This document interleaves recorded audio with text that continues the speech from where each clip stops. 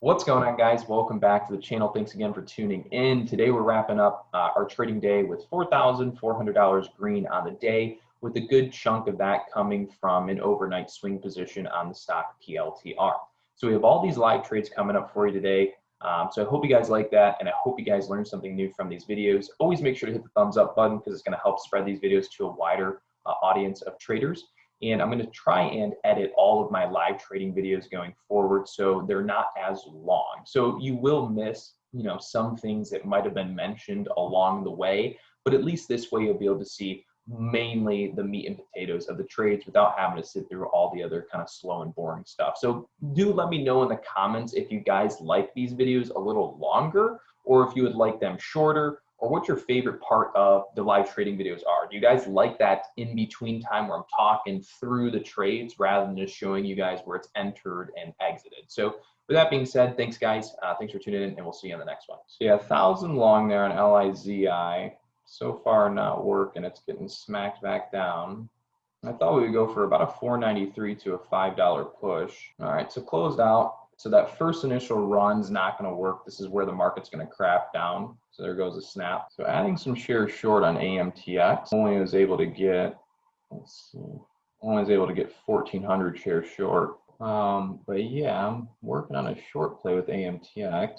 Got 1,400 shares short. Wanted to get more. Could still maybe see the price up to 360s, so up to about 2,000 shares short now with AMTX. And like I said, I was still willing to see it maybe up to 360s over under a little bit. Yeah, so right now still down about $100 on the day, depending on how we move right now on AMTX. But first target down in the short would be 309 through 309 would really net to a good payout, but down to 309 is the first logical move in this pullback. So added a little more short into about 2,200.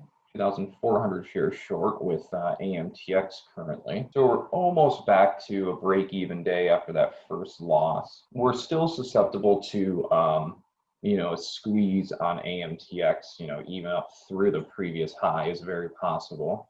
All right, so there goes a push on AMTX. I was thinking we were susceptible to still seeing. So adding more short on AMTX here as that goes into 360. So up to 7,000 shares short there. I think we're going to get a rejection here. We might get a little break over this 360, but I figure this is where we should see some selling kind of come back in.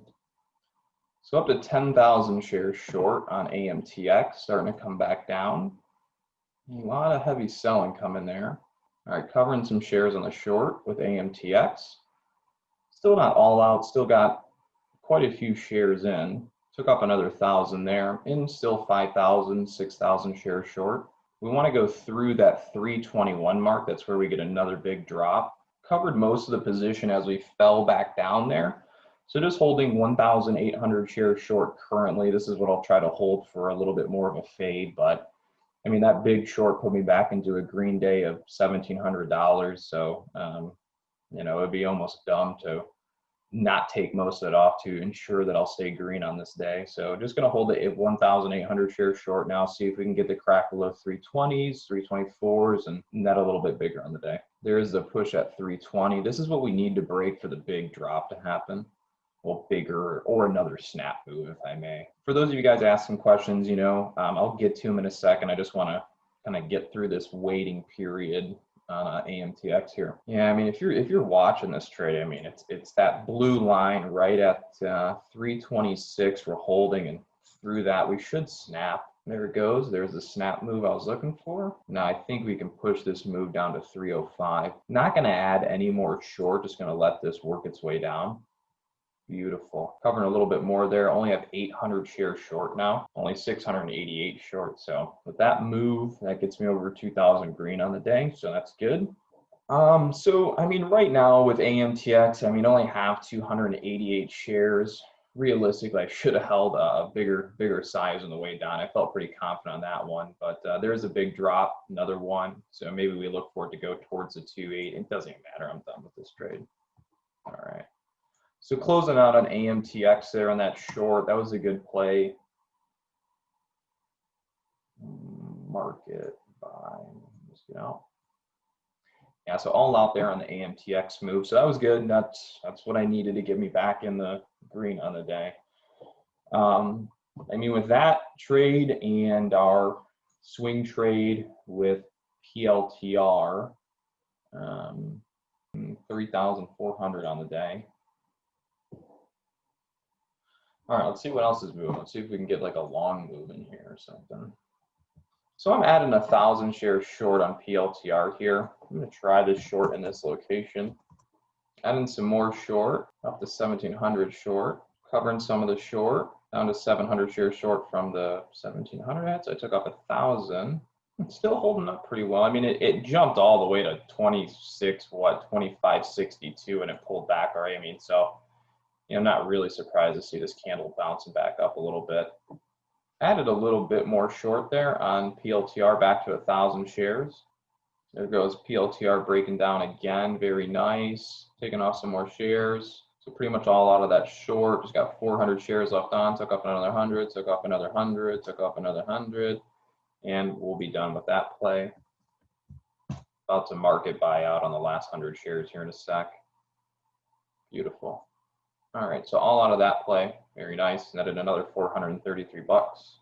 Well, anyways, you got LIZI back up there to, I mean, that price of 501. This is that long-term trending resistance that we did mention, that if it broke, could be big. I'm not a big fan of buying the tops like that. And I had the dip and I already took it off, so I'll just let that go by without me if it wants. I mean, you're right at resistance. If you look at that 4-hour time frame, you're right on the resistance. So I wouldn't be surprised for, that's what I'm saying. I don't really want to buy this because I think there'd be a pullback here. And something tells me like this is just gonna drop super hard on people. Right? I mean, I don't know. I'm never a fan of the first attempt breakout trade. I just won't trade them. I'd rather miss the move than get caught in a dump. But yeah, I mean, everybody and their mom is trying to force this breakout right now at 506. It doesn't look like there's a ton of selling there though. You still have the high of 520. Yeah, ENLV just doesn't really have a lot of volume though. There's that. That's what I was saying. To buy that first top on LIZ, I just did not seem like the go-to move. But if it dumps there, it's starting. I would say it's too sketchy. It dumps out to 446. We could scalp long off 446. Again, if this comes straight down there, but we could dip buy into the 446 as a make a win.